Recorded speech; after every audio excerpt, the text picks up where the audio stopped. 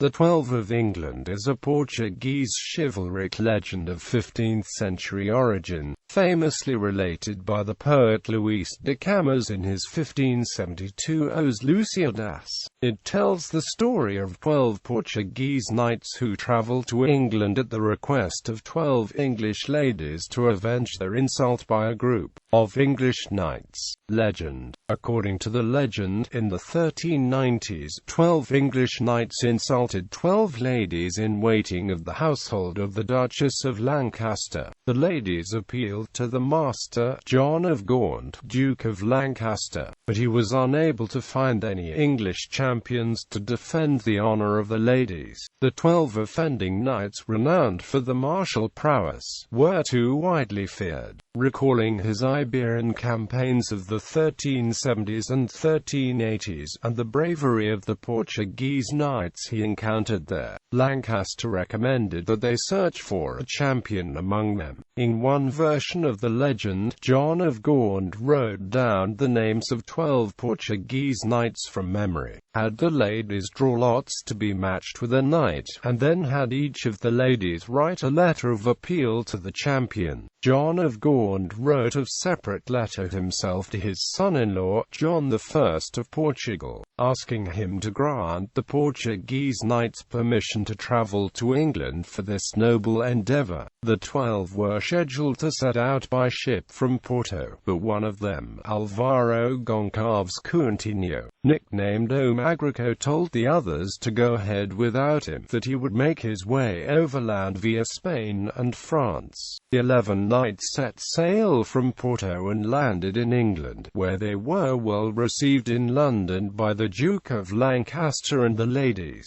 But there was great nervousness about whether Magrico would arrive on time. Magrico travelled overland at a languid pace, taking time to meander on the route and visit various curious locations along the way. When the day of the tournament arrived, legendarily held at Smithfield, London, there was still no news of Magrico, leaving the damsel destined to be defended by him quite distraught. But just as the fight was about to be enjoined, Magrico arrived on the scene with great fanfare, just in time to take his position alongside his compatriots, heartening the distressed lady. The 12 Portuguese champions successfully dispatched the offending English knights that day, in what was characterized as an unusually hard and brutal fight. The ladies' honor was successfully defended, but a few of the English knights had been killed in the tournament field, and in the aftermath, the Portuguese were threatened with revenge by the friends of the fallen. Fearful of being betrayed if they lingered in England, the Portuguese knights applied to John of Gaunt to secure them passage back to Portugal quickly. However, Magrico, still possessed by a spirit of adventure, decided to linger on in northern Europe, and eventually entered the service of the Count of Flanders for some time. Alvaro Vaz de Almada also went on adventures in continental Europe. Origins. The legend of the 12 of England was famously related by Portuguese poet Luís de Camões in his 1572 epic poem Os Lusíadas. In Canto Vi, stanzas 40–69, while Vasco da Gama's fleet was crossing the Indian Ocean, a soldier named Fernão Veloso regales his fellow Portuguese sailors with the story of the 12 of England to pass the time and inspire their bravery. Historians have found some versions of the legend prior to Camões's telling, notably a mid-15th century manuscript known as Cavalarias de Alguns Feed Algos Portugueses. George Ferreira de Vasconcelos's 1567 Memorial das Proezas da Segunda Tavola Redonda briefly mentions that 13 Portuguese knights were dispatched to England to defend the ladies of the Duke of Lancaster. The summaries by Pedro de Maras and Manuel Correa, although published after Camões, seem to rest on pre-Camões sources. The legend was retold in various versions after Camões, with occasional embellishments and variations. The 12. The identities of the 12 of the legend have been subject to speculation. An early 17th century commentator Manuel Correa names 5, while the remaining 7 were identified in a 1732 tract by Verdugo, although many Portuguese noble families would later claim an ancestor of theirs was among the 12, expanding the list enormously. The following is most generally accepted list of the 12 named by Correa: Alvaro Goncalves Coutinho, nicknamed O Grao Magrico, son of the Marshal of Portugal Goncalo Vasques Coutinho, and brother of Vasco Fernandes Coutinho, 1st Count of Marialva. Alvaro Vaz de Almada, future Count of Avranches, would have been a child at the time. João Pereira da Cunha Agostinho, 2nd son of Gil Vasques da Cunha, and thus nephew of the Constable of Portugal Nuno Alvarez Pereira, nicknamed Agostinho for having killed an English knight of that name in a duel. Lopo Fernandes Pacheco. Pedro Home da Costa, added by Verdugo Alvaro Mendes Cervera, Rui Mendes Cervera, brother of the above, Soeiro da Costa, Alcaide Moor of Lagos Algarve, future captain of Prince Henry the Navigator, improbably young at this time, Luís Goncalves Malafaia, future ambassador of John II of Portugal to the court of Castile, also improbably young. Martim Lopes de Azevedo, Rui Gomes da Silva, possibly the future Alcaide of Campo Maior, son of Aras Gomes da Silva, father of St. Beatrix da Silva, Alvaro de Almada, nicknamed the Justador, according to Silva, a nephew of the Count of Avranches, but some other authors assume it is just confused repetition of Avranches himself.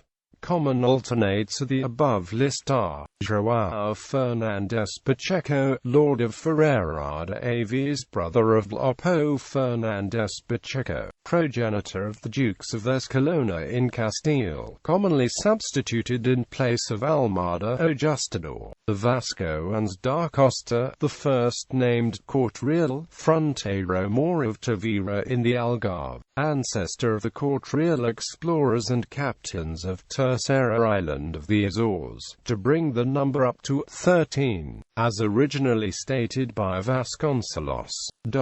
In Teófilo Braga's 1902 poem, the 12 English knights are named as Austin, Athelard, Blundell, Loveday, Argenton, Clarency, Colville, O'Connell, Turnville, Morley, Glaston and Reginald.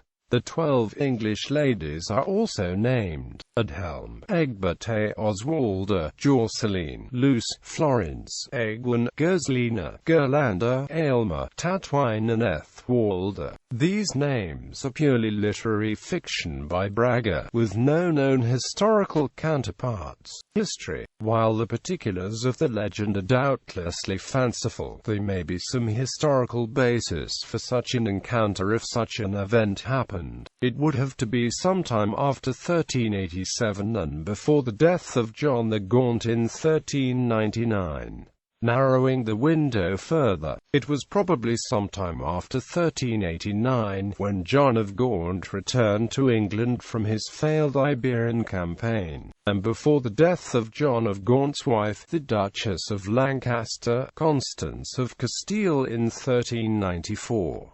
The common date frequently cited is 1390. The Duchess's Castilian nationality may lend credence to such an event, and her 12 ladies-in-waiting were also, likely, Castilian rather than English, which may explain John of Gaunt's difficulty in finding English champions to pick up arms against their English brethren in the defense. The early 1390s also marks a difficult period in John of Gaunt's political life, at a low point in his fortunes, trying to navigate an England riven with great tension between King Richard II and the English nobility. With the humiliating failure in Iberia still stinging, it was not unlikely disgruntled English knights might have taken to poking at the Duke of Lancaster and his household, in particular the Castilian Duchess, who could be blamed for the harebrained Iberian adventure to begin with. Finally, it is possible that if the event happened as early as 1389 to 1390, Lancaster may not have had to send to Portugal for knights, but may have had a few already in his entourage, Portuguese knights who served with him in the Castilian campaign and accompanied him to England, possibly as a bodyguard when John of Gaunt was still uncertain as to what kind of reception he might receive at home. Add a few others from his son-in-law's embassy, and there might have been enough Portuguese knights in England at the time to engage in some sort of tournament over some offence against Lancaster's household. Setting the event in the early 1390s, however, eliminates many of the identified 12 who were merely children at the time, if born at all. But it is probably safe to assume that the list is largely fanciful and anachronistic anyway. Most of the named knights were known to have gone abroad at some point, e.g. Alvaro Vaz de Almada served for a long time in England and was made a Knight of the Garter and Count of Avranches in 1445. Soero da Costa fought in Aragon and Italy in the early 15th century, and was at the Battle of Agincourt in 1415. Alvaro Goncalves Coutinho, the Magrica himself, is reported to have fought in tournaments in France. The French chronicle of Enguerrand de Monstrelet records a chivalric fight in Saint-Ouen in 1414 between 3 Portuguese knights and 3 Gascon knights. News of the feats of various Portuguese knights abroad in different countries filtered back home in the early 15th century and somehow, inchoately and anachronistically, congealed in popular memory into a single English tournament set around 1390. Another influence in this story is the rise of the Arthurian legend, probably brought to the Portuguese court by Philip of Lancaster. The story of the 12 of England evokes the image of John I of Portugal as some sort of Portuguese King Arthur, sending out his Knights of the Round Table in feats of chivalry, saving distant damsels in distress. The number 12 is also not accidental. As pointed out by Camões himself, it happens to match the 12 peers of Charlemagne, that other great source of chivalric literature, repopularized in the 16th century by Boiardo and Ariosto.